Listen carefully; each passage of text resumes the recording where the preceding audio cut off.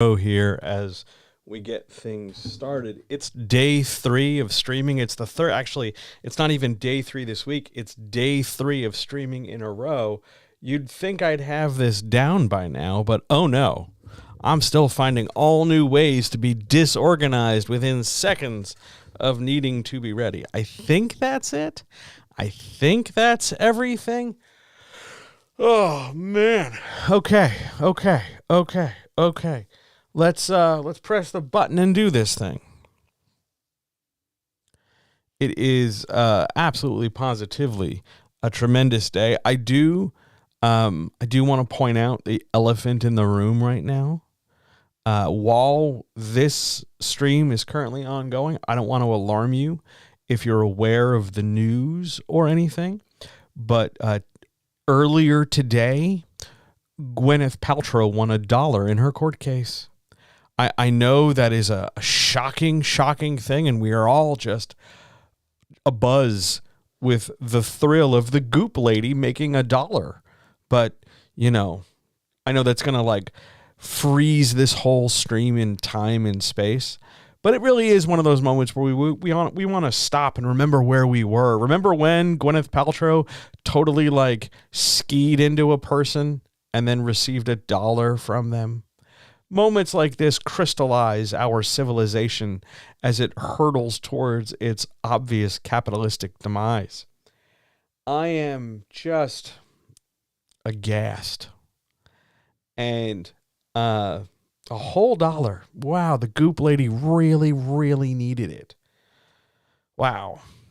But that's really not what we're here for tonight. Tonight is something entirely separate and extra and new. And let's get started. Let's do this. So tonight, I'm sort of peeling back the curtain and sharing something that normally only Patreon patrons get. And that's a rewrite. That is a reconstruction and a breakdown of a franchise or a piece of media of some kind. And here's how this happens. So every week over on Patreon, we watch something. Maybe it's a current popular movie or a thing that came out over the summer. There are always polls people can vote in.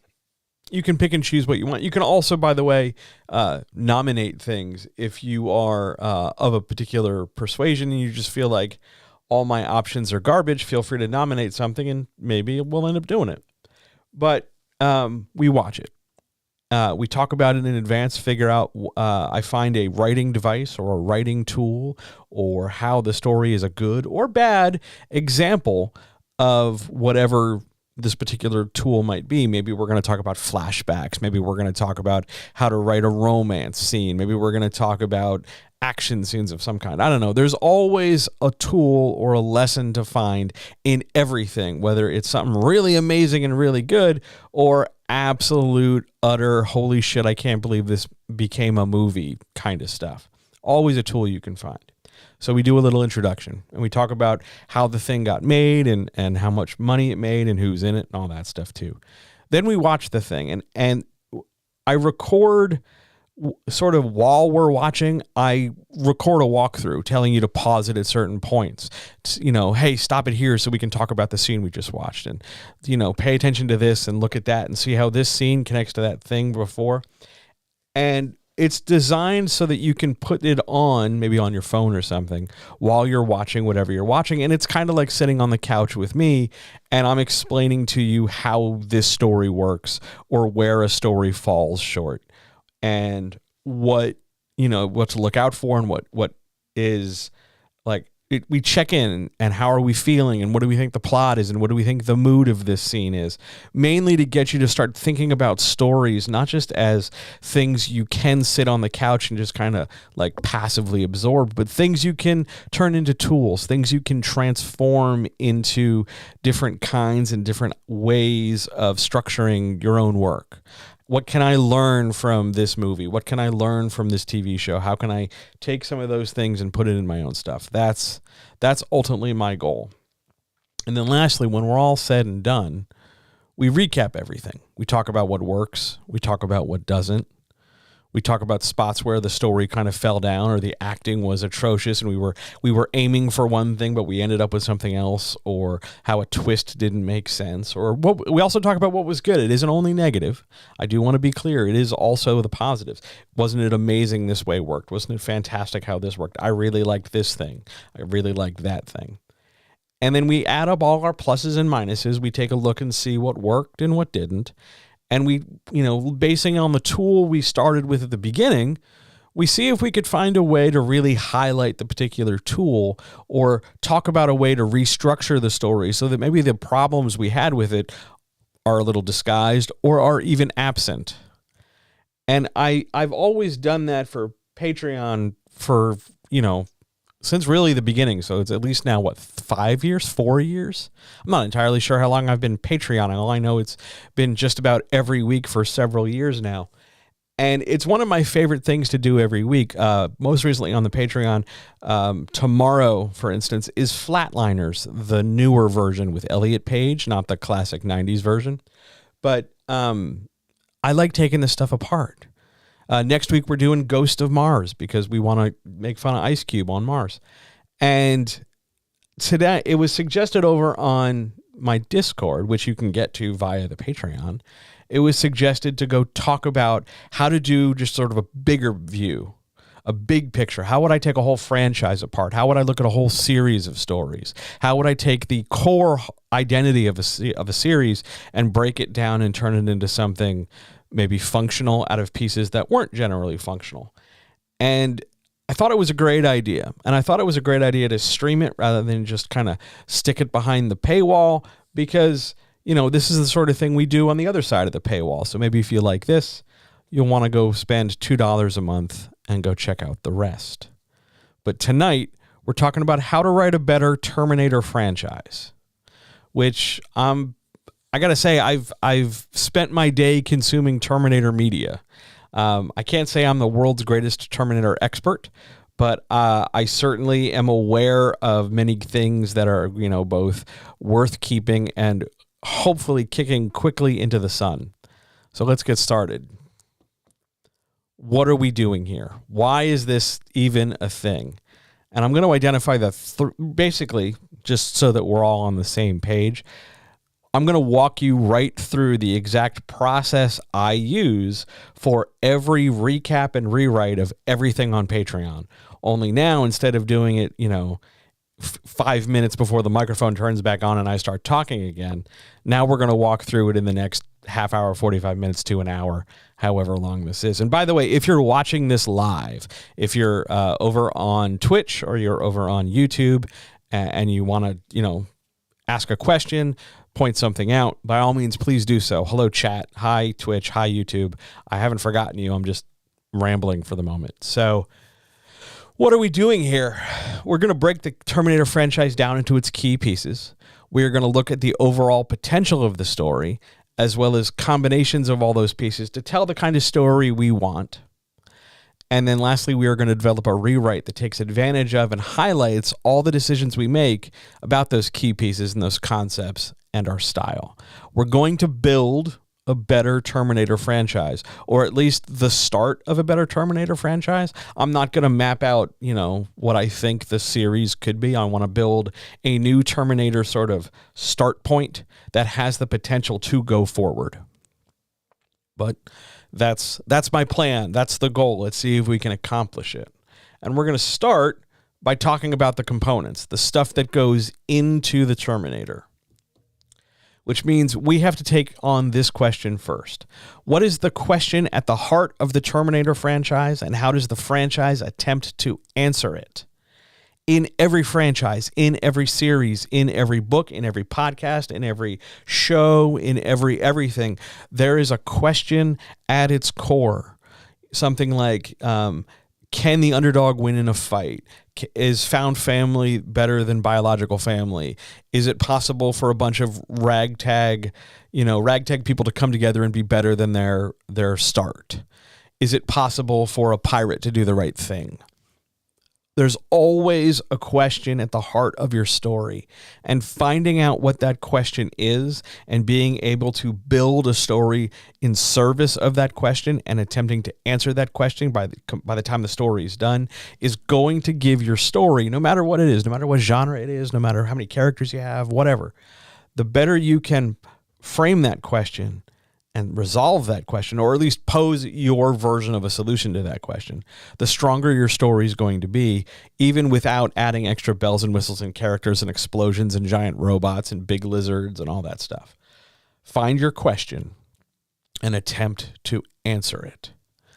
For Terminator, there's really only one obvious choice for the question at the core of it, and it's a question about fate. Because Terminator is built around the idea of whether or not we have the ability to affect our future, if we have the ability to have agency as characters, if we have the ability to change what is destined for us, if there really is no fate but what we make. That is the central question in Terminatordom. It is better exemplified in some movies and some novels and some games more than others, but it is almost always somehow poorly or successfully woven into the fabric of the story as a very loose emotional spine to keep everything together. Am I mistaken, or did I stream last night too? No, I did stream. This is day 3. This is my 3rd stream in a row, Troy. This is ridiculous.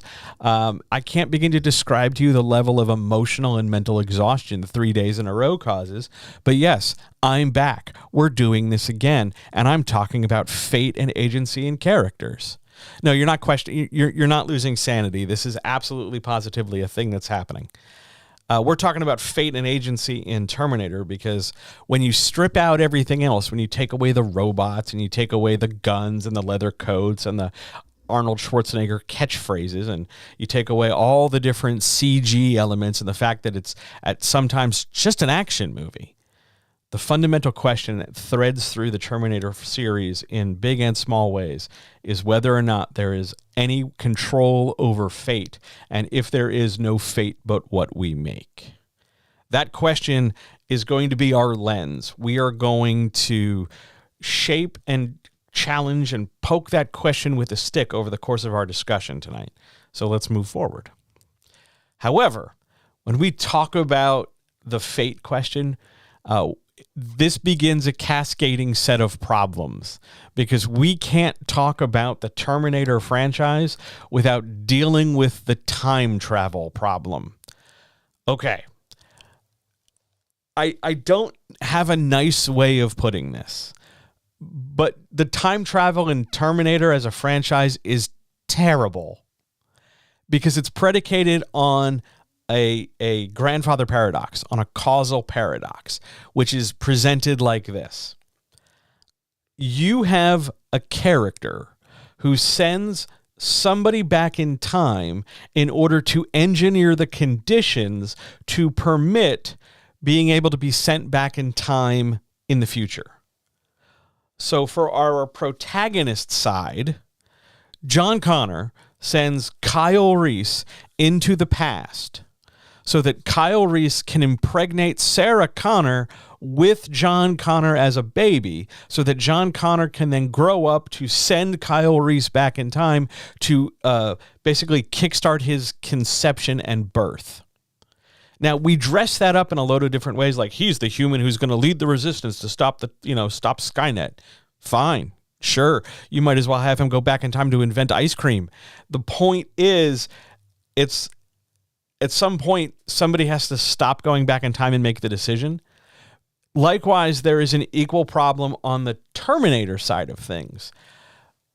Skynet decides the best thing to do is to send a robot into the past to eliminate Sarah Connor before John Connor can be born. Because if John Connor's not born, then there's no human who can lead the resistance to defeat the robots. The problem is, once that robot is defeated once in the past, the remnants of that robot are used to build Skynet that it will eventually decide one day to send a robot back in time in order to try and accomplish it. So There's no real point of birth or genesis. It's got parthenogenesis for its antagonist loop. So from both sides, there's no real point of inception. It's just a series of constantly ongoing loops. Now, if you go back and you dig through James Cameron's bullshit notes and all his pretentious, commentaries and interviews in and around the time of Terminator 1 and Terminator 2, he was desperate to try and get you to not look at the fact that there are two sort of mirroring time travel questions in this, because he wanted you to think about good and evil locked forever in balance. I'm making air quotes, balance, where there's always these loops and it's always going to happen. And as we'll talk about later on when we deal with some of the other structures in Terminator, that's a stupid way to look at this story, because structurally, it's not that the time travel is the wrong choice. It's that getting everybody caught up in the idea that this is the way time travel is to be used conditions us and limits us in terms of story, because that means we only can tell stories where the Connors are involved or Kyle Reese is involved. And anytime we deviate from that, for whatever reason, we end up getting diminishing returns. Time travel is one of the principal problems in the Terminator series, and it's a dominant problem in a majority of science fiction, because in order to tell a time travel story, you have to organize and plan that shit. And I don't know if you've seen some of the later Terminator movies, but they went a little light on their organization and planning meetings. But Skynet poses a time travel problem in the same way that John Connor poses a time travel problem. But on we go. Which leads us then to talk about the characters of the Terminator franchise.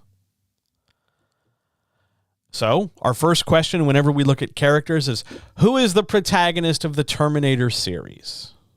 We have some options, but we're left with a protagonist problem. Who's our protagonist? Is it Sarah Connor? Because she's arguably the protagonist of the first movie and possibly the television show, if you want to include that. Maybe it's John Connor.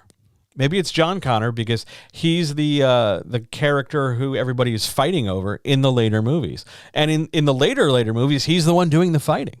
So maybe this is John Connor's story. But no, maybe it's the T-800, Arnold Schwarzenegger. Maybe it's his story because he's one of the more constant parts of all the Terminator stories. And if you really want to split some hairs, the T-800 or the T-101 or whatever model Arnold Schwarzenegger is in Terminator 2, he's the only character with a character arc. So maybe he's the protagonist.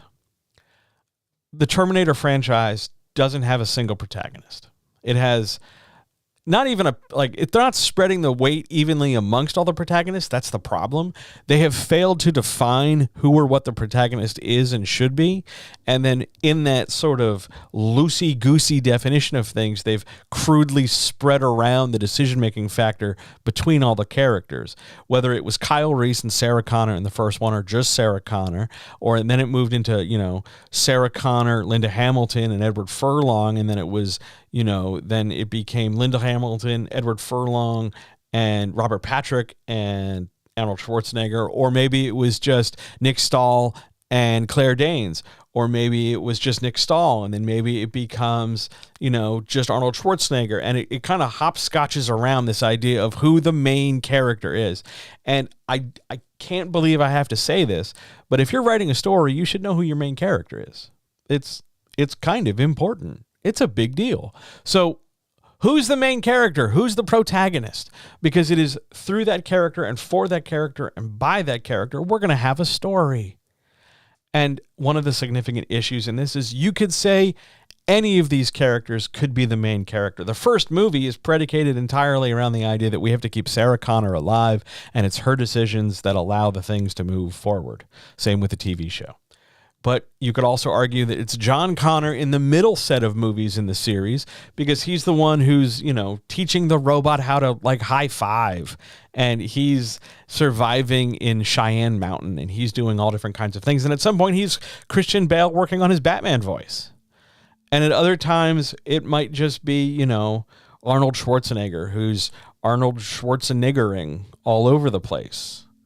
because that's who we think of when we think of Terminators, and everybody else takes a back seat. You don't want that. You don't want just backseat storytelling. You want single, clear organization, and the other characters, fall into a hierarchy thereof. But we have to pick a protagonist. So let's start with the Sarah Connor problem, because maybe she's our likely candidate. Here's the problem with the Sarah Connor character. What exactly is she here to do? Early on, she is the MacGuffin. She is the object pursued by both Kyle Reese, that's Hicks from Aliens, or the Terminator, the robots. And she is sort of at sometimes the damsel in distress, and sometimes the victim, and other times she's, just sort of oh my God, I'm totally lost. She's the audience surrogate in the first movie so that Kyle Reese can explain to us the lore. And she starts out that way, but very quickly, we pivot hard into a much tougher Linda Hamilton, where all of a sudden in Terminator 2, she's essentially a hardened Che Guevara-style warrior. She's full-on revolutionary. She's on the lam. She's got great shoulders and plenty of guns, and she's taking the fight back because now John is older. However, you could also spin this off to the TV show where she's older and John's older, but John in the TV show and John in the movies are not the same John, because John in the TV show kind of doesn't want to recognize the reality of the situation, which is fine because Summer Glau is there to do all the heavy lifting, because of course we have to have a character come in and save John Connor again, because why would John Connor have to have agency? But we'll talk about that when we talk about John Connor. And then maybe in some alternate reality, we get Emilia Clarke as some other version of Sarah Connor, where she's less hardened, but she's still sort of a fighter. And all of a sudden, somewhere along this sort of Lena Headey and Emilia Clarke vein, before we come back to Linda Hamilton, the character is morphed very abruptly and very quickly into a full-on, bare-knuckle fighter type. And it's really difficult to remember that she was I think she was a waitress. And we go from waitress to, hey, help me load these shotguns and get a rocket launcher. And that disconnect gets wiped away so quickly that it's really difficult to remember that in Terminator 1, she's basically getting dragged around like a rag doll for part of that movie, at least long enough for, to get a sex scene, and then we move the story forward towards the climax. But over time, we go so far afield with who Sarah Connor is as a character, we have to bring Linda Hamilton back. And by the time we get to the end of the franchise, Linda Hamilton is just there to shoot people. And it is so removed and remote. Was she a helpless waitress? She was a helpless waitress. Linda Hamilton is so removed and detached from any sort of the humanity of the character. And I know that there were reviews and things that said oh, well, Linda Hamilton eventually becomes like a Terminator. No, she doesn't. That's literally the problem with Sarah Connor as a character. She's supposed to be the human element. And turning her into a Terminator who can then kill Terminators is not a great badass victory. It's a sign that the character is fundamentally weak and built only to shoot things. Because that lack of depth is what we would observe in an antagonist or, a mindless robot. And Sarah Connor's not supposed to be the mindless robot. She's supposed to be the person, who will birth and raise and then inspire and motivate the resistance of all mankind. So a lack of humanity and a high body count for her accomplishes nothing when it comes to character development. That's the Sarah Connor problem. We don't know what kind of Sarah Connor would be ideal for this story. Is she a helpless waitress who doesn't know better? Is she a sort of tough soldier who very quickly got into the mode of just shooting people and blowing stuff up and fighting back and disbelieving? Or is it somebody who's just too cool for school and all of a sudden I'm just wearing a leather jacket and shooting people? Or is she, a little old lady who's shooting people? What exactly is she? Who is she as a character? What is she trying to do? What exactly is the goal Sarah Connor has for the story? There is a plot-based goal of, I have to birth John Connor. But beyond that, what is she? Who is she? Too many times, too many episodes, whether it's the TV show or the movie, try to make Sarah Connor more than that. And the reason why they have to go so far away from I'm just a waitress is because the character was only written to be a waitress. There's not a lot of depth there. All the depth is inherited through Terminator 2. And by the way, it's only inherited through Terminator 2 through voiceover and sort of discussion by other characters. It is not her direct. We don't see her becoming the warrior. She's already the warrior when we meet back up with her in Terminator 2. All the development and emerging from the chrysalis process we would normally see with a character is handled off screen, and it's in that sort of question mark unknown space that we can spawn all these ideas that allow us to keep the Terminator franchise on life support. But if we had a better handle on who Sarah Connor is, and will be, it'll be a hell of a lot easier to figure out whether or not she's our protagonist. On we go. But now we also have another problem, and that's the John Connor problem.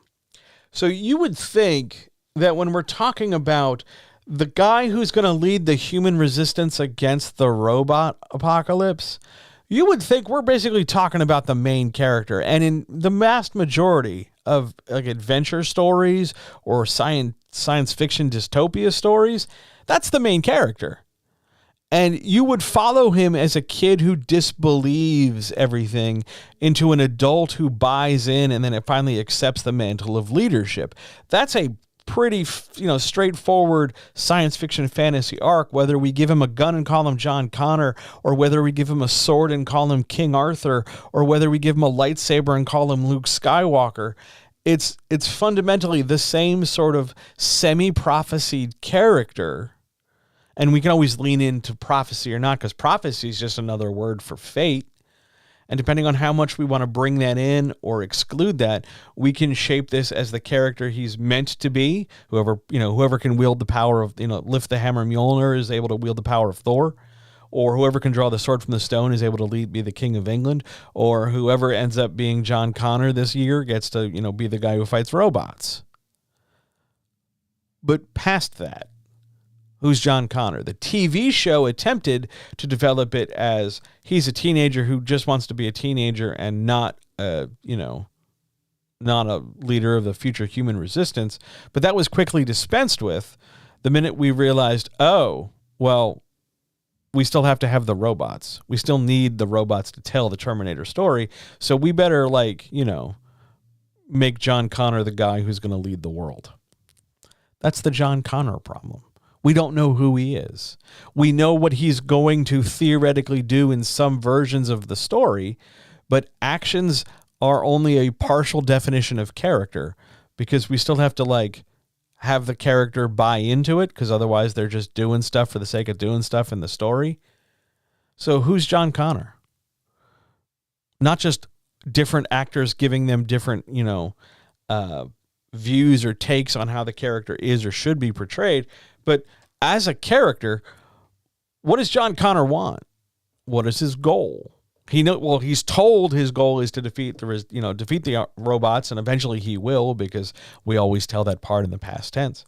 But what does he want as an individual? He is as absent development as Sarah Connor is.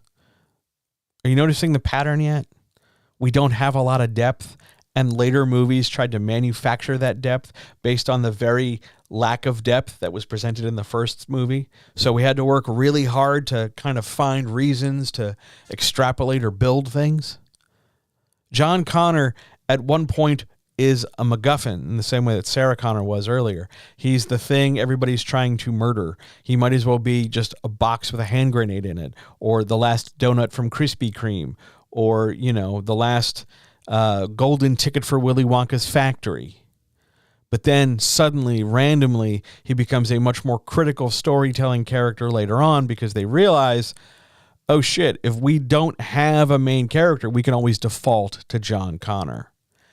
that is not a position you want to be in as a writer, where you're not quite sure who your main character is, and the prophesied character that you have to deal with doesn't have enough substantiation to sort of be present in your story. And I know, there's at least one person out there who's going to yell at the screen about Big Trouble in Little China, because the main character in Big Trouble in Little China is the sidekick, even though he's the main character. Kurt Russell is the main character in Big Trouble in Little China, but inside the story of the events happening with Lo Pan and everything, he's the sidekick to his best friend. So yeah, that's the John Connor problem. I'm going to get a mouthful of tea because we have only begun to dissect this thing.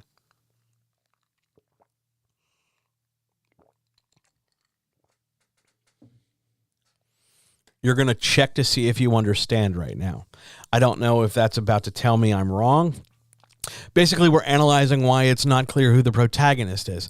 Yes, we are so far running out of... we don't know who the protagonist is. Is it Sarah Connor? Is it John Connor?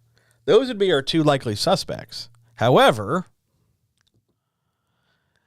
we also have the Terminator problem to deal with. So the Terminator is both our bad guy, but also a good guy. Now, if you are on the Patreon, we've talked about how, we can sometimes run into stories where there are good guys and bad guys of the same character type. Like in the Jurassic World series, there are good guy dinosaurs and there are bad guy dinosaurs. Even though that violates the fundamental premise of, at some point, the Jurassic Park series had all of one species on one side and all of another species on another. Well, Terminator has the exact same problem. So instead of CG dinosaurs, let's have CG robot warriors. Are the Terminators the bad guys, or are the Terminators capable of being the good guys? Again, you dig through all those little commentaries and reviews and interviews and anniversary videos and this, that, and the other. You'll see James Cameron digging around, scrambling in a couple spots to really try and explain that, well, inside every group of bad guys, there's the potential for a good guy and vice versa, as if, somebody could betray you at any minute. And that's not really how that shit works. I mean, in a very abstract way, it kind of is, but within the constraints and boundaries of the Terminator series, we've always only had clearly defined lines. Here are the good guys, here are the bad guys. And because of the power imbalance, because those are unstoppable killing robots that don't need to eat or sleep versus, humans, we've had to shift one of the bad guys over so that we can stand a physical material chance against them. That fundamentally is generally not a thing you want to build a franchise on. It's great for a single story, but ultimately it means we are always going to have to default to that level of action or development in order to go forward. It's basically like saying, there's an evil wizard, so we need a good guy wizard, which means that anytime we want to tell a story in this world, we better have a good guy wizard. The way it's structured in all the Terminator films and TV show, you have to have a good guy Terminator. And everybody thinks that's a real big plus because they think of Arnold Schwarzenegger, or they think of Summer Glau, or they think of the people from the most recent Dark Fate movie, whose name escapes me, but it's not Brie Larson. But you're thinking about all these people because you're trying, Sam Worthington at one point was one of them. You want to have a good guy Terminator because that's the best of both worlds, which would make sense if the idea of, cyborg augmentation, or what the Terminator franchise labels as hybridization, you'd want that more present and normalized in the story so that we could make the fights maybe not equal, but certainly engaging. One of the reasons why you have Terminator robots as the bad guy and why that works is because you pitch your heroes as the underdogs, which, humans are squishy, robots are not. And because the robots are so much stronger, so much more powerful, so much more deadly, it requires the humans to be crafty and clever, and it gives us something to root for. We cheer more when the humans get one over on those filthy clanker robots. When you shortcut that by, hey, let's stick Arnold Schwarzenegger in this thing, but this time he's a good guy, you take away some of that need to be clever, because now all of a sudden we can just have Arnold Schwarzenegger get into a fist fight with a robot. Do you know the number of times a good guy robot gets into a fight with a bad guy robot in the Terminator franchise, and how little threat that really involves the humans? Because ultimately the robots will just stalemate each other. That's what happens. Invariably, your Terminator franchise runs into two problems over and over and over again with the Terminator problem. One, the good guy robot suffers damage, or it gets somehow mind computer controlled, so the good guy robot suddenly turns and starts attacking the humans. Oh, good grief. Or two, the good guy robot basically does all the work and therefore defeats the bad guy robot, even though they talk about how big and tough the bad guy robot is and how much of an older model or outdated the good guy robot is, and the humans become inconsequential because they're not doing as much work. The Terminator problem is pretty much a sign of a lack of clarity on the antagonist side. If they're supernatural, mega powerful, super nuclear powered killer robots, that's bad enough. You don't need to humanize them. They can just be, robots coming to kill us. That's plenty bad. Which takes us to, well, who's the antagonist? If we have no idea who the protagonist is, it could be the Terminator robot, because that's Arnold Schwarzenegger. It could be John Connor. It could be Sarah Connor. Who's the bad guy? Which takes us now to the Terminator problem part 2. When you go look at all the antagonists for the Terminator series, whether it's the first robot or the liquid metal one or the lady one or Matt Smith or Diego Luna or whoever the bad guy in the video game is, the Terminator problem has the villain side of things sucks, because the Terminators, despite being listed as nearly unstoppable, pretty bulletproof, pretty damage resistant, super strong, super fast, never needing to rest, never needing to refuel, never needing to sleep, having constant access to technology, having an always-on connection, having hyper-awareness of the future, being tactically intelligent, being, literally made of liquid metal or containing nanobots, having every advantage you can think you could give a robot to do a job. No Terminator seems to, for any number of reasons, be it liquid nitrogen or just being hit in the face with a sledgehammer, the super amazing Terminators that are getting progressively more indestructible, more amazing, more CG budget heavy, they can't seem to kill a child.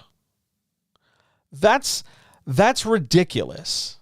That is flat out just dumb planning. It's not that there's no threat. It's that you have created a villain that is so, on paper, absolutely indestructible. There is no earthly reason why anybody would think they could fight the Liquid Terminator. Not even the Liquid Terminator. Let's just look at Matt Smith. Matt Smith's character in the later Terminator movies is literally Skynet on 2 feet. But somehow, some way, oh, golly gee shucks, can't seem to kill John Connor. That's really poor planning.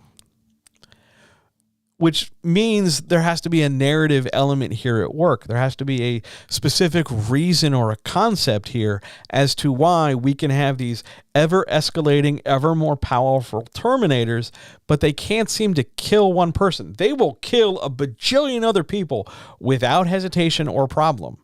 But you get this one kid, and all of a sudden, all bets are off. And that's because the Terminator franchise, their magical narrative tool is failure or delayed failure. That's a narrative device. Delayed failure or failure in story is the idea that your antagonist, no matter how powerful, will not and cannot ever win. Delayed failure is the idea that that villain will try a nearly ridiculous number of times to accomplish a goal that on paper should be one of the easiest things in the world for them to do. But due to any number of circumstances, they are continually unable to do it. If you go look at the number of times let's just look at one movie, Terminator 2. Terminator 2, by most accounts, is considered to be the best movie in the Terminator franchise. It is the best view and culmination of all the elements we have, as well as the best indicator of what more Terminator stories would look like. But the liquid robot tries 9 times to kill our protagonists, our heroes, whomever they might be. 9 times. Can't do it. Made of liquid metal, able to phase in and out of things, impersonate other people, mimic voices, be completely, CG cool and all that. Can't goddamn do it. What happens in the next movie?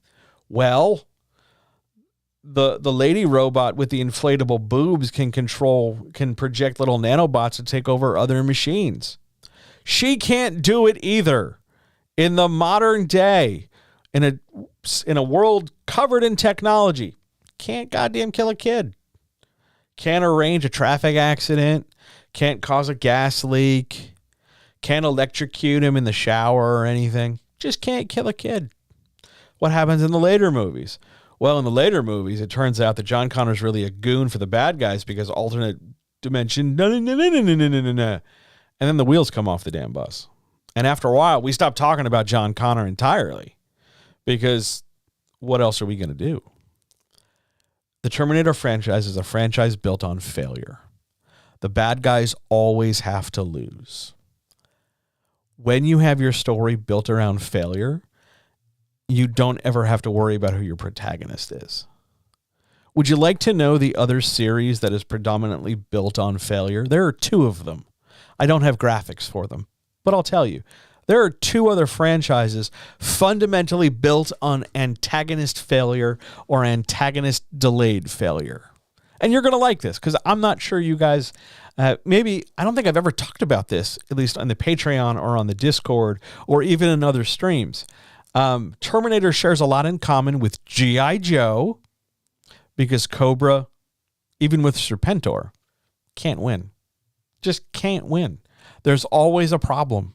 Whether it's Destro versus Cobra Commander or Serpentor versus Cobra Commander or just a problem with the clones or Sergeant Slaughter shows up or who knows what, G.I. Joe, Cobra will always lose. I know it's a cartoon meant to sell toys, but the way it's structured, Cobra doesn't win. What's the other series that follows the exact same Terminator minus the time travel functionality? Inspector Gadget. Dr. Claw can't win. Never wins. It's literally the premise of the whole show. One day, ultimately, I think in the last episode, they catch Dr. Claw, but he ends up getting away. Failure and delayed failure allows you to tell a story that never really ends, but it also never really develops. Because if the bad guy always fails, then the protagonist never has to grow or change in an effort to win. In any other story, your protagonist, I don't care if it's Rocky, I don't care if it's Luke Skywalker, I don't care if it's Amy Adams from the Julia and Me cooking movie, your main character undergoes a level of transformation in order to overcome the obstacle of the plot. And that character growth allows that character to functionally act and become a different character. But Terminator locks us in. The Terminators always fail.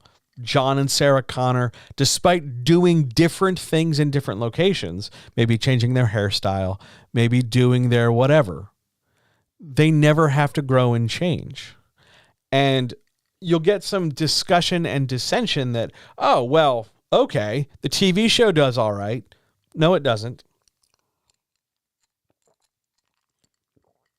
Because it's the TV show, and I watched not all of it, but a lot of it today.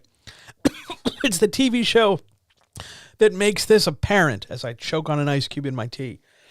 You don't want... how do I say this? The Terminator franchise isn't really meant to be serialized into long-form television. That's why they have to try so hard to get things back into familiar Skynet rails with, hey, this bank vault is a time machine, and we can't have Skynet, we have the Turk, and then we have Weaver, and then we have all these different iterations that are functionally the same thing because we don't have that much detail, and we are going to the well so many times, we are coming back up with dust. The Terminator franchise is built on failure or delayed failure, and the absence of development just exacerbates all our other problems. It's not that failure is automatically bad. It's also that failure isn't really good, because if my bad guy's always going to fail, how hard do I have to try? Inspector Gadget is an idiot, but somehow he always seems to win. Is that because Dr. Claw and the bad guys are always meant to lose? Or is that because he's just that good a protagonist? That kind of question, that sort of, it's not even a duality, that kind of poor premise is what allows the Terminator franchise to sort of limp along on life support. Our protagonists are uncertain, unclear, underdeveloped, and are unchallenged. And the antagonists always fail.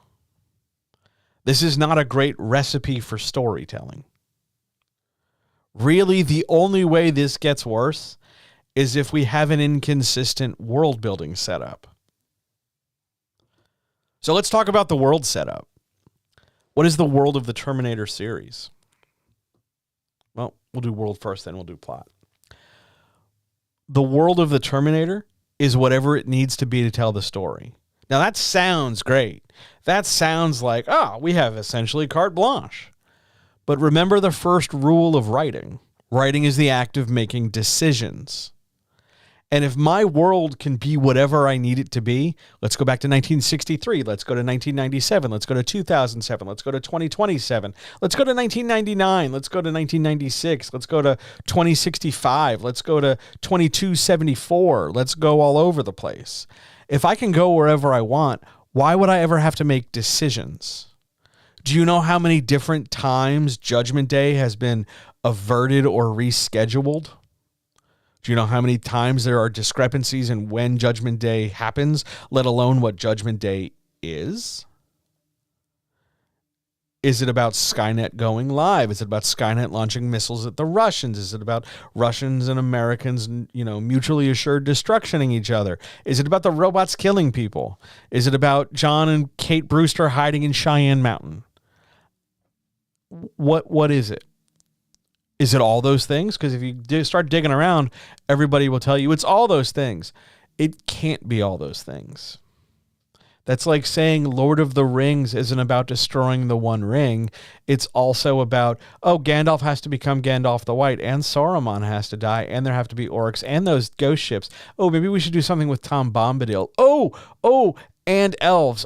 And the other rings of power. Maybe we should talk about the dwarves. What about the Balrog? What about the other Balrog? What about the people from the south? What about those elephants? All those things suddenly get equal weight and equal development. And that's not how that story operates. When your world doesn't have any consistent boundaries, but your world is suddenly stacked with whatever the scenes need it to be. We're in a graveyard. We better have a weapons cache here. We're in Baja. Better have a weapons cache here. We're at a mall. Hey, look, we can make weapons here. If we can always get what we need, and the bad guys are always going to fail, how hard do we have to try? Now, I know. We're going to pause for a second.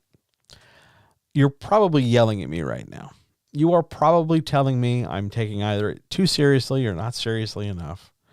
And you're telling me that that there's a real risk that the bad guys could finally win this one time. Okay, maybe that's where the immediate local tension comes from. We know the bad guys are going to lose, but right now it really looks like they're going to totally shoot this guy in the face. Okay, that's legit. That is a legit criticism. I hear you. That makes sense. However, when has that ever actually been the case? They're a robot with superhuman strength. They're completely inexhaustible. They are able to do tremendous things. Why aren't they just killing everybody no matter what? They're unstoppable. They're supposed to be unstoppable. Let them be unstoppable. And what's the problem with an unstoppable villain? They can't be stopped. So we have to create such a fundamental flaw, not even a narrative flaw, just an actual, we can't let them win flaw in order to tell our story. They're poorly made because here's my contention. I don't think this was ever supposed to be that long a series. I think we were supposed to do 2 movies and we're out. Why? Because we knew how it would end.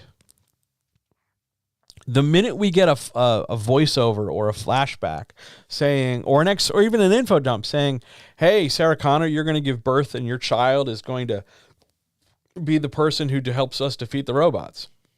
Okay, we know how it ends.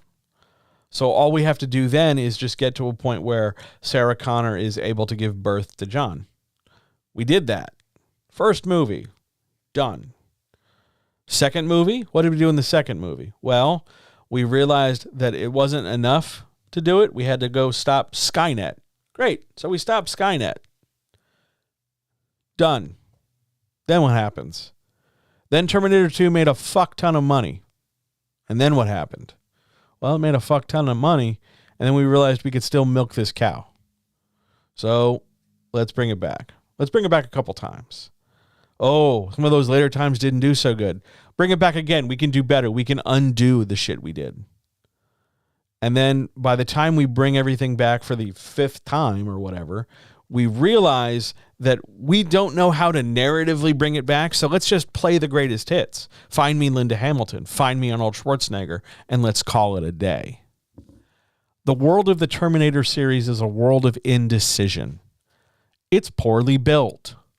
It has a lot of great action pieces.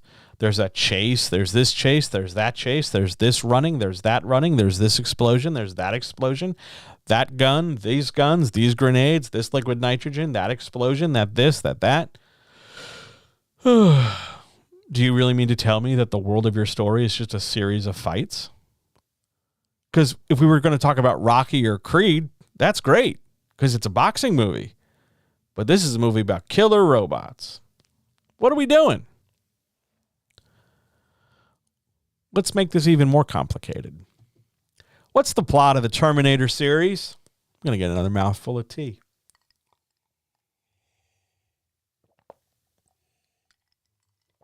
Oh boy, howdy. The plot of the Terminator series is this. Human beings created Skynet. Skynet decides that the biggest threat to Skynet's existence is humans. So Skynet decides it's going to eliminate humans. The humans realize that this is a terrible idea and fight back against the machines.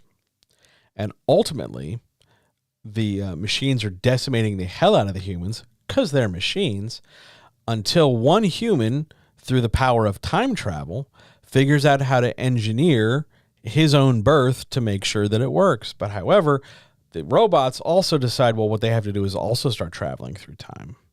Because if they can just go back in time, they can start winning the war before the war even starts. Because that's the kind of thing we would think of if we smoked a whole lot and then sat down at the typewriter. So both sides travel back in time either to ensure the outcome they want or prevent the outcome they don't want, which is not the same thing. So what we're ending up with is a situation in a stalemate. And whether we step out further and further and away from things, we never get far enough away from, here's John Connor, he's going to lead the resistance. Sometimes we tell the John Connor story when John Connor is a soldier and he's getting yelled at on a submarine for some fucking reason. And other times we're going to tell the story through John Connor when he's not conceived, or John Connor as a teenager, or John Connor through the lens of John Connor's best friend. And sometimes we'll do John Connor's best friend when he's a teenager. But our story never strays that far, because whenever it does, whenever we create an all-new Skynet and an all-new set of Terminators, we still have to find a way to bring Sarah Connor and a Terminator in there, because it wouldn't be the same without them. Because under that thinking, you're telling me that the Terminator franchise isn't about fate. It isn't about paradox. It's about having Linda Hamilton and Arnold Schwarzenegger, which are not the same as a story of a scientific dystopia that questions fate. The problem with the later Terminator movies is that it jettisons all what little philosophy it had for the sake of a progressively bland action canvas, where we just have a big CG budget and we're consistently trying to cash in on nostalgia.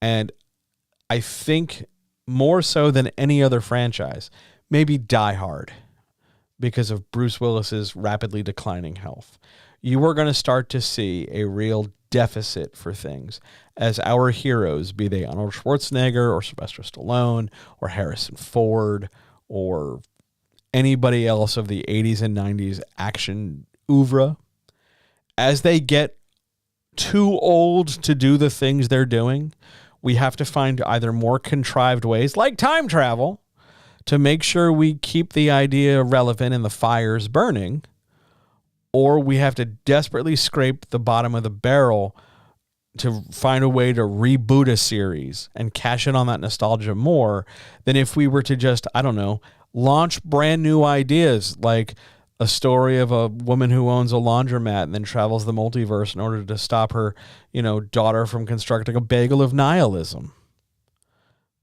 Because new things are scary and old things are familiar. And when we don't want to do anything that could be risky, we reach for the familiar.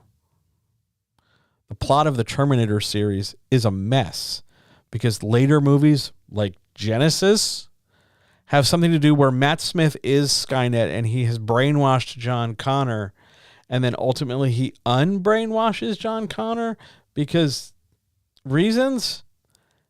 Because all of those things turn out to be different multiverse versions of the problem, so that way we can always preserve one variation of the idea that, hey, they're giant robots and only John Connor can stop them, and I'm falling asleep already. That's what we want to avoid. There's nothing wrong with the first Terminator movie. There's nothing wrong with the second Terminator movie. Everything else, all the other movies, really expose the reasons why there shouldn't be more Terminator properties. So let's talk about vibe and tone and theme. We already talked about what the major theme of Fate was, but what else is Terminator? When you think Terminator, when you get past the soundtrack and when you get past the Arnold Schwarzenegger and you get past the robot and the red glowing eye and a lot of hand grenades and stuff, what is Terminator? It's a sci-fi dystopia. It is a what's called a near future sci-fi dystopia because it's mostly Earth with a couple embellishments like Skynet or the technology of the Terminators. And then it's a dystopia in the sense that ultimately there is a version or a future or a problem or a challenge that has to do with technology or situations that are overwhelming to characters. Holy shit, the bad guys are super bad and they're totally obliterating us with laser cannons, pew, pew, pew, pew, or drones, or nanobots, or Helena Bonham Carter, or whatever.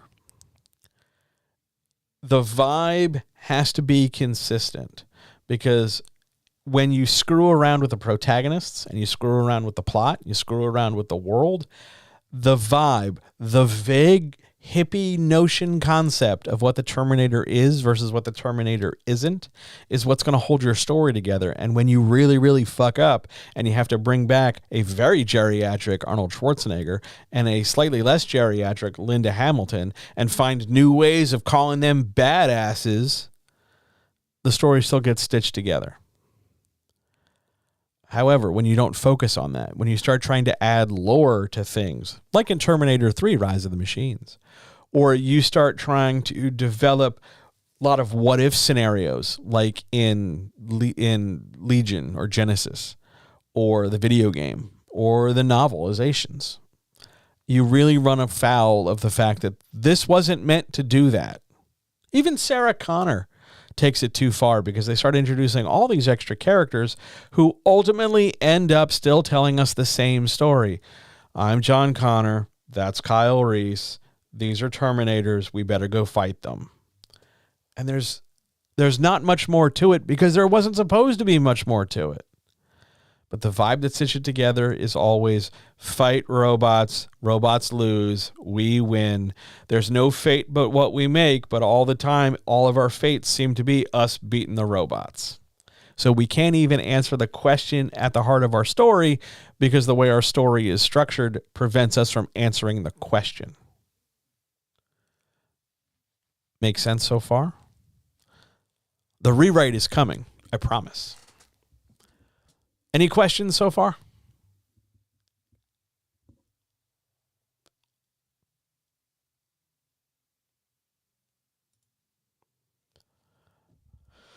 Because the next thing we're going to ask is if that's everything we have covered with Terminator, probably outside the scope of this stream, but is it possible to recreate or christen a new generation of 80s styles action stars?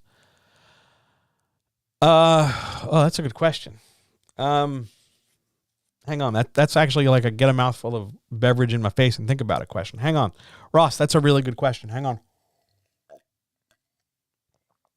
It is not. All right, let's do it positively so that my sentence makes sense. Yes, we could bring in a new generation of action stars. Absolutely could. They're not necessarily going to be 80s style action stars because 80s style action has a lot of problems, mostly with sexism and homophobia and racism and all that. But we could bring in a new generation of action stars, but people are unwilling to do that because new properties are scary. And that means we have to trust new writers with new ideas. And that's not as conventionally comforting as, shopping things around to boomers who remember how things used to be. But we could do it, but functionally we choose not to. Because new things are scary, and that means we have to let new people, do stuff, and we don't want to let new kids play on the playground. But it is possible, and I think it's what needs to happen. We're starting to see it happen in the edges of things, but thanks to superhero fatigue, a lot of that got kind of nipped in the bud. But yeah, we would need to see new action stars and take them seriously. And rather than try to take our action stars and force them to fit the mold of other action stars, how much of this is like Bruce Willis in Die Hard? Or how much of this is like Rambo? Rather than, default back to the old stuff, we have to be willing, brave enough, kind enough, interested enough to say that it's not like those things, but not in that corny way of, this isn't like your mom's Rambo or whatever that shit is. But this isn't your dad's Die Hard or something. But you have to be able to identify the new thing without hearkening back to the old. And a lot of creatives don't like doing that because that would require a level of confidence. That would require a level of commitment from the capitalists in charge. That would require a real purpose and courage of vision that a lot of people aren't willing to do because they're afraid it won't sell well. So they tend not to take those big risks. Although I think what we saw most recently with the Oscars should ideally and hopefully encourage more people. My fear, though, is that somebody will look at that and go, holy shit, that movie was way far out. They had hot dog fingers. So I can tell my absolutely way far out story too. And rather than just take a few steps away from the norm. They're going to take like a 2-mile hike away from the norm. And then they're going to get frustrated when they've gone too far and nobody's really ready for that. That's my fear. But I do think we could and should bring in a new generation of action stars. You're starting to see it on streamers. I'm going to get the guy's name wrong, but it's Alan Richson and even John Krasinski and whatever white dude is in The Night Agent, stuff like that. You're starting to see different permutations. Unfortunately, they're all white dudes. But you're starting to see different permutations of a new kind of action star. I would just like for them to be, not just white dudes. But that is a different stream altogether, I think. Good question, though. But coming back to where we are now and what we're doing here, what kind of story do we want to tell? What kind of thing says Terminator to us? Because it's not just, oh, waitress, and she's in danger, and someone from the future fucks her. It's more than that. It's unstoppable science fiction odds, true terror of the unknown, unstoppable opposition, complete underdog status. We can tell a science fiction dystopia. We can tell a hard science fiction story. We can tell a time travel story. We could tell a romance story. We could tell what is functionally a Western.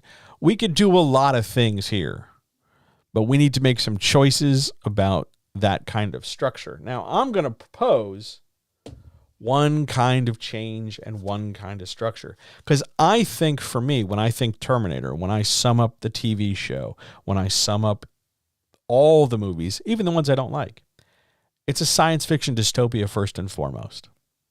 Whether we have Agent Hicks trying to keep a waitress, or the guy, was it Agent Hicks? No, he wasn't an agent. He was a lieutenant, I think, or a private maybe. The dude from Aliens trying to protect a waitress against a robot. It's science fiction through and through. It just so happens to be very action-oriented. I want to keep that. I like that idea of science fiction with a lot of action splashed in. What I want to get rid of are the overcomplicated metaphors and the complicated lore. Because while the lore is nice, too much lore takes us farther and farther away from a clear, understandable story. Terminator is a story best served in a functionally useful vehicle. Hyper-complicating it with, in a multiverse of infinite options, one version of Sarah Connor does turn out to be Emilia Clarke. Why? Just why?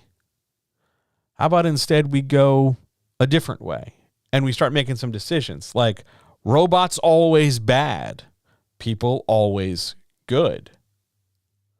That way we preserve our underdog status. We set up the bad guys as being consistent. And we only need to have lore in service of one of those two sides. No more big, giant, complicated, in Cheyenne Mountain and in the other version timeline and in the Retribution and in the novelization. And then there's this and this. And what about this podcast? Oh, and somebody said this in a Q&A. And we can kick all of that to the curb. We don't need it. We don't need it. This is a science fiction dystopia about robots coming to kill people, made worse and accelerated through the power of time travel. Which means it's time to do the rewrite.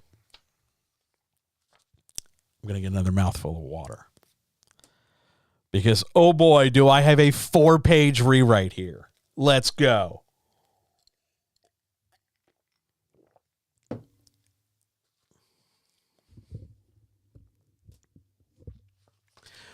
We open our story on Sarah Connor.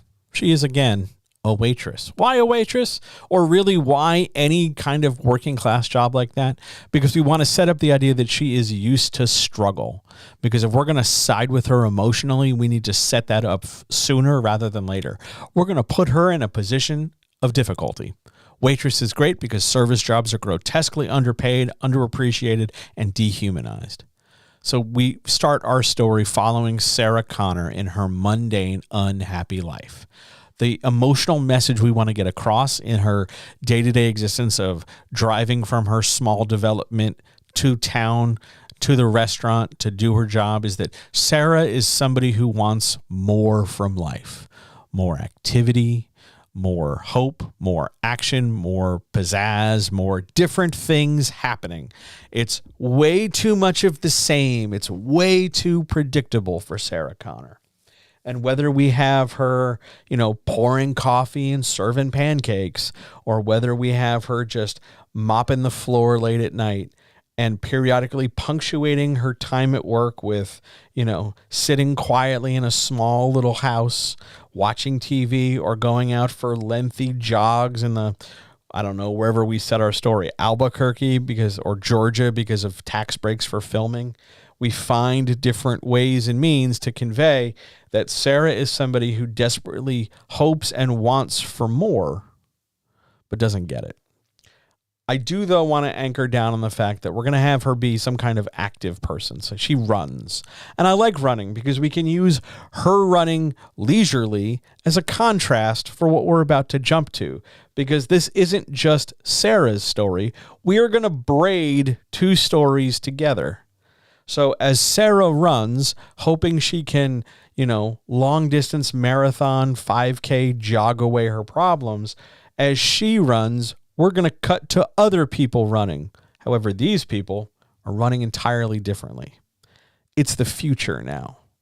And instead of Sarah in her jogging pants and laced up sneakers, now we have 4 people, 2 male identifying and 2 others, in combat fatigues and boots. And they are running through gravel and detritus and mud and dirt as bullets and lasers fly overhead. This is a squad of people in the future. They are running away from a building that is currently on fire with some manner of mechanical things chasing after them. Maybe they look human. Maybe they don't. Maybe it's automated vehicles. Maybe it's who knows what. But this foursome is very clearly running for their lives. And these foursomes, or this foursome, is led by 2 very clear people who we will identify only as Kyle and John for now. We'll deal with the last names and all that shit later. Oh, don't worry, we're getting there. But Kyle and John are 2 soldiers of the 4 soldiers in our quartet. And they're very clearly getting something from this building, or they just received something from this building, and now they're working their way out. Maybe they're fighting their way through their parking lot. Maybe they're hiding in a parking garage. Maybe they're navigating out of the building or in the building. But we're following them as they're desperate to survive. And whether we kind of saddle them with banter, or we just make it clear over the course of their actions and how beat up and bloody and wounded and tired they are, whereas Sarah Connor was a character we set up to want more, we are going to make it clear that Kyle and John want less. That is called dynamic contrast between characters. It helps us create emotional attachment. So Kyle and John want less. And they're traveling through this building trying to survive. And they do ultimately overcome some number of robot-y obstacles. And we cut back to Sarah at a low moment where we realize Sarah Connor is being watched. Now, she doesn't know she's being watched. But we see somebody lurking just off camera, just over there, just across the street, just in the back of the diner, just near the house, just this, just that. Just someone observing. Mysterious. Not that we need to put them in like a full-on hood or anything, but they're nondescript and they're over there at a distance. Sarah's under observation. She goes through her day. The oppression continues. She doesn't notice she's being watched. But we do want to draw a parallel between the person doing the watching in the past is very similar to the creatures that Kyle and John and the military people defeated in our previous section. So let's jump back to Kyle and John now. The determination is made that from the information that Kyle and John have rescued from this building, that they can now complete their next big sort of weapon and tool in this war, time travel. And the original plan is that since they know John is somebody fated to be pivotal in winning the war, they should protect him by sending him back in time. However, in the course of this battle, in the course of setting this machine up, the robots continue their attack. It's another new assault, this time at the heart of wherever the humans are hanging out in their science-y stuff. And it turns out that John makes a snap decision to send Kyle back in time. Maybe it's an accident. Maybe in the course of running and fighting back, one of them sets the machine off and Kyle is the one who gets shoved in at the last second. Who knows? But for whatever reason, Kyle is the one sent back in time first.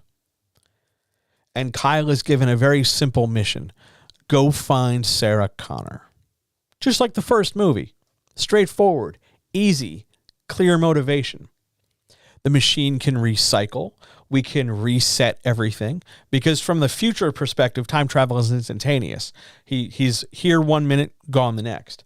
So the machine recycles, and now John finally can launch through time. However, in the attack, the machine has been damaged. So as the time door, or whatever we want to call it, fires up, John can go back through time, but so can a Terminator. Now, here's a wrinkly bit for our CG department and the rest of our narrative. It is unclear if the Terminator went through time through the door or through their own door, but either way, we need to send Kyle back, John back, and a Terminator back. What we want to set up now as we move our story deeper into the second act is that we need to get Sarah and Kyle together. Kyle has part of a mission statement, protect Sarah Connor. But from what and how, no idea. Kyle knows that he's gone to the past. Kyle knows that Sarah plays some kind of pivotal role. But Kyle and Sarah, oil and water initially, they don't easily mix. But Kyle keeps an eye on Sarah in the same way that the unknown surveilling watcher keeps an eye on Sarah. And ultimately, Kyle squares off with the watcher and exposes both his status as a future soldier as well as the watcher's status as a maybe Terminator, and begins to defend Sarah and set up the fact that, hey, Sarah Connor, you wanted more. Well, here comes more. And they begin to launch into a, much like the first movie, what is functionally a panicked chase, trying to stay one step ahead of the robot that is unstoppably and unquestionably coming to kill both of them. And it's important that we have them, both be equal targets of the machine because, it's a killing machine. Let's have it kill things. Maybe we blow up the diner here, but we have a big set piece that is ultimately tied off with, it seems like Sarah and Kyle have defeated the initial surveilling watcher person, Terminator, whatever. But at this exact same moment, the rest of our braid collides with them because here comes John and the Terminator in tow. Now, we have not necessarily seen John and the Terminator come through. That story happens sort of by word of mouth or implication thereafter. But ultimately, we need to bring Sarah, Kyle, and John together against a Terminator and stalemate them. Maybe it's a standoff. I don't know. But it's definitely a case of each side kind of retreats a little and goes off and prepares for what they know will be a bigger battle down the road. Everybody with me so far? Everybody here? If you're liking this, don't forget to like and subscribe. Click the bell. Give me a thumbs up. Give me some kind of indicator that I'm not completely wasting my time tonight, because now the story is about to pick up. Business is picking up, as they say. Because here now in the throes of the full second act, we have to start accelerating our plan and picking up our story. So here is what we're going to do. We're going to tell two stories in tandem now that will eventually converge into a climax. On our very clear protagonist side, we have Kyle and John and Sarah. Sarah is the audience surrogate. She knows the least. Kyle and John are the audience mentor figures. They know the most. And their job is to basically teach Sarah about the future she is going to be a part of. They teach her how to be the soldier. They teach her how to be the badass warrior lady. And they teach her what it's like to fight Terminators. When Sarah, the audience surrogate, remarks on this and wonders what happens and how they learned how to do this and why is the future so bad, the only thing they are functionally going to tell her for the sake of our narrative, and it's usually going to come out of John's mouth, sometimes Kyle, but mostly John's mouth. Well, our parents taught us like this. My mom taught me everything I know about this stuff. And stop there. That's the amount of development I want to give this right now. It's a breadcrumb. We're going to pay it off later. Trust me. So from this side, we set up the idea that humans are raised in war and for war. On the Terminator side, the Terminator begins to assimilate modern day technology, maybe an automated factory or two, maybe a high-level server farm, maybe a combination of things, because the Terminator from the future realizes that without more technology, it's just one Terminator against all of them. And ultimately, while it stands a pretty good chance at putting a big dent in things, it's going to be a hell of a lot easier with more Terminators. So the Terminator now in the past begins to craft a Terminator factory with the ultimate design being what I'm going to label. It wants to build the TXD, because Terminator has a thing about giving weird acronyms or names or numbers to its bad guys. So we're going to say this Terminator wants to build the TXD, which is the oft-rumored Terminator that is able, without a machine, to travel through time, because the part of the Terminator itself is the time machine. And yes, I took this idea from the Terminator comic books. So the Terminator in the past wants to use modern day and existing Skynet, even though it's not called Skynet yet, to develop the TXD and develop its own Terminator army.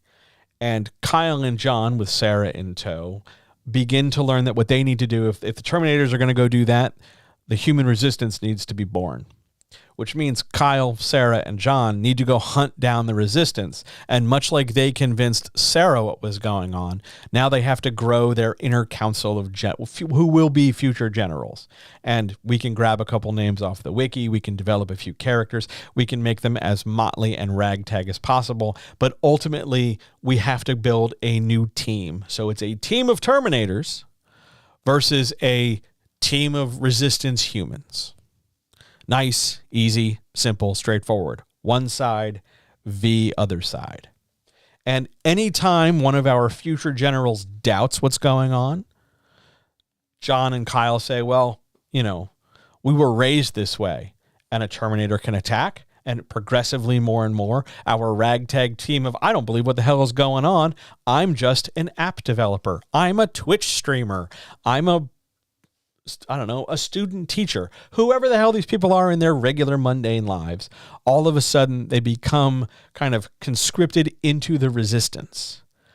And progressively they shed their old identities to hybridize them into new identities of, I used to be a veterinarian, a doctor, a dentist, a hygienist, a Twitch streamer, a podcaster, a whatever, but now I am also a soldier.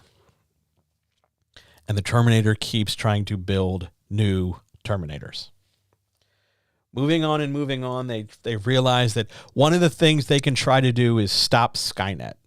In fact, we can have that be one of the major B plots here. The growing resistance realizes, hey, if we just want to slow this thing down, all we need to do is stop Skynet. And Kyle and John share a look with each other and go, yeah, totally, let's try it. And maybe we can even do a little throwaway here. Let's have a small moment where in the course of all this, everybody's looking at each other like, I'm just a guy. I'm just a kid. You're just like an old, person. What are we doing? None of us are Arnold Schwarzenegger. We're not built for action shit. What is this nonsense? But ultimately they learn the value in coming together and working together. And the problem with fighting Skynet is that, and here comes one of the messaging we can use for our theme, Skynet isn't just some like one single virus loaded on some piece of software somewhere. Skynet is in a little bit of everything. It's in the algorithms that dominate social media. It's in the replication of driving vehicles. It's in the cutesy dancing robots on social media. It's social media itself.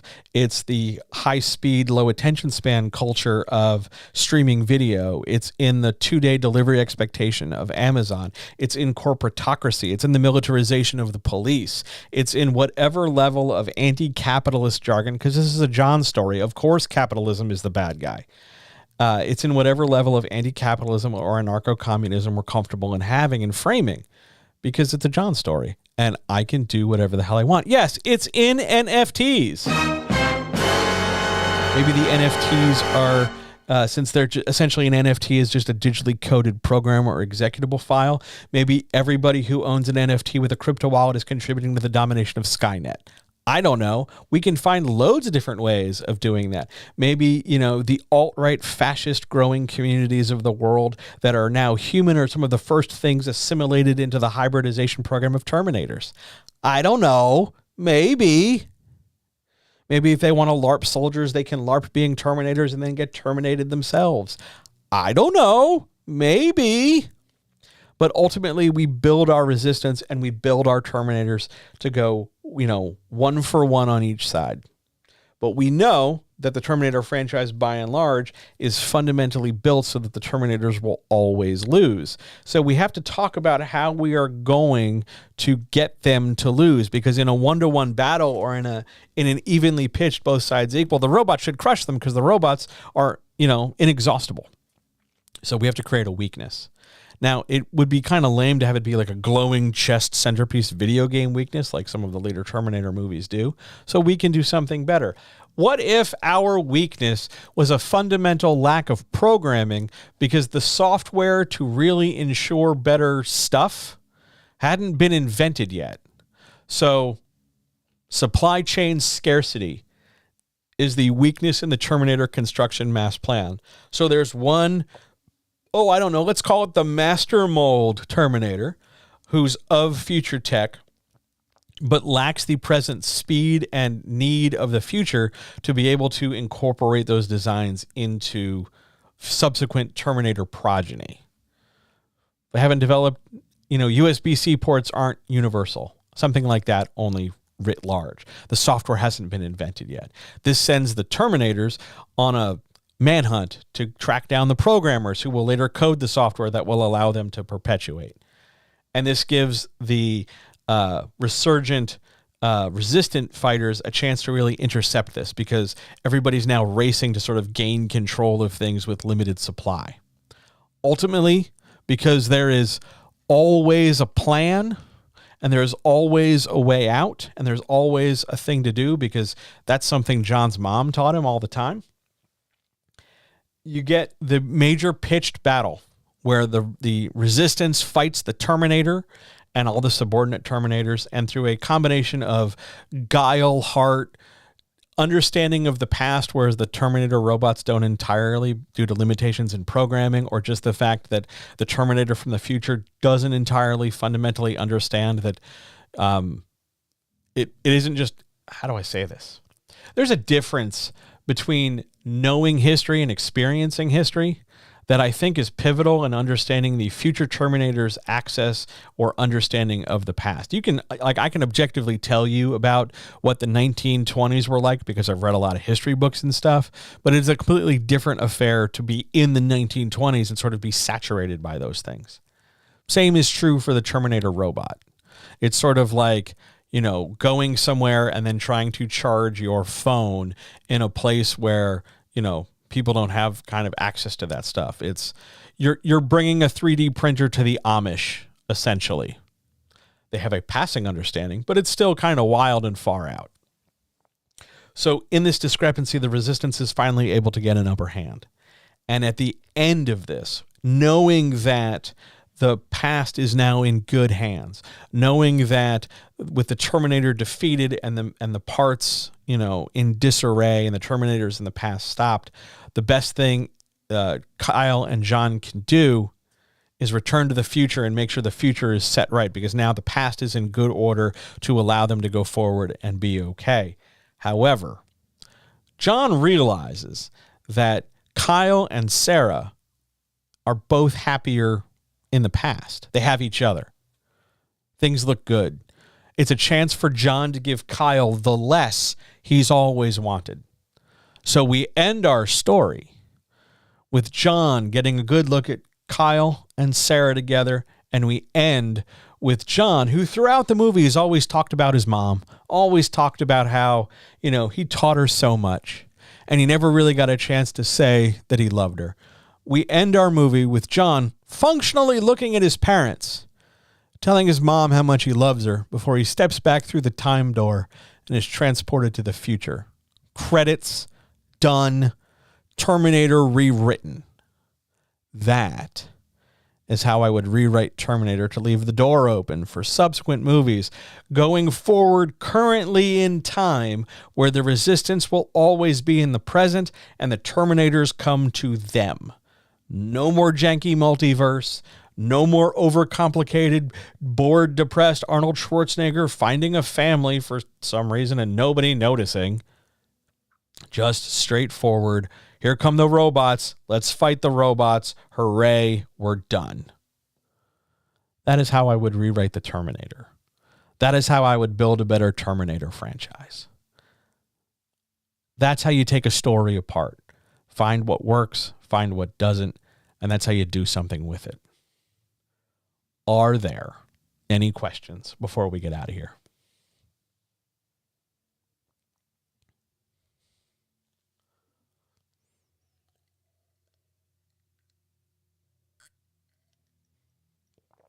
I had more fun doing this than I expected. I really did. I really, really did. No questions? Else we will stride out of here. Let's go. Yeah, let's use last night's chat music again. Sure. I don't have like Thursday stream stuff prepared, so we'll just reuse yesterday's. I want to thank you so much for checking this out. Thanks for being here. Thanks for everything. Thanks for suggesting this, by the way, Ross. I hope you dug this. I want to thank everybody who gave me a hand with just Terminator stuff, giving me access to commentaries and DVDs I didn't have. Thanks so much. Would I ever do Terminator versus RoboCop? No. Nor would I ever do Superman versus Terminator. No. I wouldn't do Alien versus Terminator either. There's just no reason. So, yeah, I think we're good here for this week. I will tell you right now, 3 streams is a lot. It is murder on my anxiety. It is an absolute fuck ton of work. And the only reason I was really able to pull it off is because I spent a lot of this week prior to this stream really cramming so that I could work on this today. Next week, there will not be 3 streams. We'll do 2 streams. It'll be just fine. Probably Tuesday and Wednesday. So the next time I will be right here in your ears with you, talking to you about something writing, who knows what, will be, let's call it Tuesday, April the 4th. And then, of course, on Wednesday, the 5th, for the Writers Chat. Thank you so much for being here this week. Thanks for everything. Thanks for all your support, your subscriptions, your likes, your shares, your bits, your thises and your that's. Thanks for all of it, guys. It means the world to me. It's been one hell of a week, and I'm so glad I was able to... oh, and I have to give Harlan Ellison a credit. Yes, thanks, Harlan Ellison, for, stuff. I almost forgot. Good call. Good looking out. Thanks, everybody, for being here with this. I really appreciate it. Hell of a week. Let's go take it easy. Let's go have a root beer and be very thankful that we're not surrounded by machines trying to kill us. Just machines trying to profit on our attention. All power to all people. I'll see you guys next week. See ya.